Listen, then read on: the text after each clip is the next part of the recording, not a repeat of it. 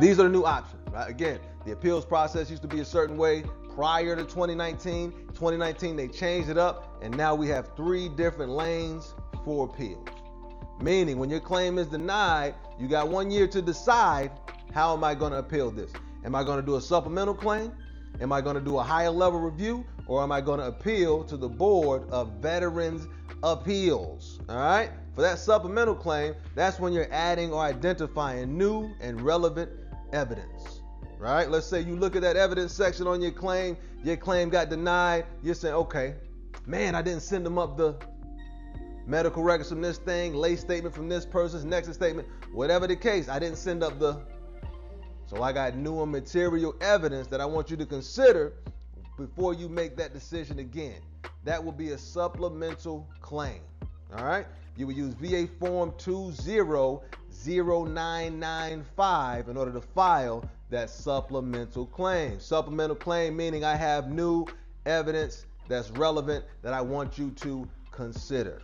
The second option will be a higher level review. Higher level review means I have no new evidence, but I think you made an error, right? I think you made an error processing this claim with the evidence that you have, and I want your boss to look at it, right? I mean, I'm done with you looking at it. I want your boss, right? Higher level, that's what that means. Higher level, they going up to the boss, bringing the boss saying, hey, you look at this and tell me, right? But you have no new evidence to add to it. I can understand wanting to do that. I would say make sure that you have the evidence for each of those 3 elements, right? In-service event, you have that evidence. Current medical diagnosis, you have that evidence. And then chronicity, showing that it's been a chronic disability that you've been dealing with since separation up until the time you filed this claim. All right, if you have evidence for those 3 and you're confident that they're in there, do the high-level review. The next one, number 3, that third lane. Remember, 3 lanes. We want to stay on the track of whatever 3 lane we decide to get on. Appeal to the Board of Veterans Appeals. You put it on the docket, all right? You can either do a direct review where you have no evidence and no hearing. You just say, again, we want somebody else to review this. I feel like everything that I need is already in my packet. So if somebody better reviews it, we'll get it approved.